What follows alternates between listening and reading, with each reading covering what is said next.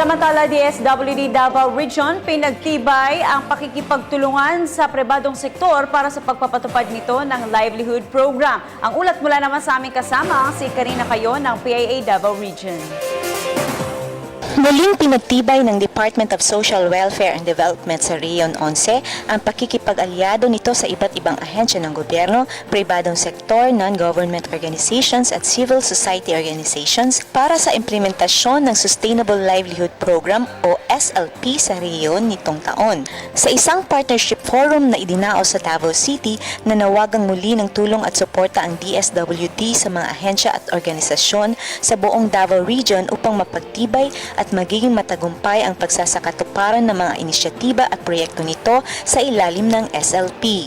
Ayon kay DSWD Assistant Regional Director for Operations Rebecca Santa Maria, ang pakikipag-alyado nito ay alinsunod sa programa nitong Bantay, Gabay, Tulay at Kaagapay na siyang maniniguro at magbabantay sa maayos at matagumpay na implementasyon sa lahat ng programa ng DSWD.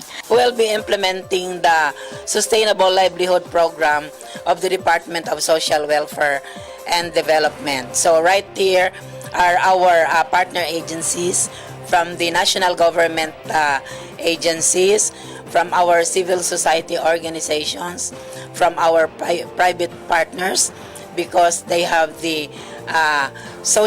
corporate social responsibility, and we have our people's organization. Ayon kay Santa Maria, may nakalaang 291 million pesos na pondo para sa implementasyon ng SLP sa Region 11 nitong taon. Samantalang may 90 million pesos na pondo naman para sa mga proyekto sa ilalim ng bottom-up budgeting, kung saan ang lokal na pamahalaan naman ang magiging kaagapay ng DSWD sa implementasyon nito. Ang DSWD ay naglaan ng 60 billion pesos para sa programang Conditional Cash Transfer o Pantawid Pamilya sa buong bansa at may pondong 17 billion pesos naman para sa programang Kalahi Seeds. Nitong taon rin ay isasagawa ng DSWD ang pangalawang assessment o talaan ng pamilyang nangangailangan kung saan ibabase ang pagkilala ng mga benepisyaryo para sa Social Protection Services.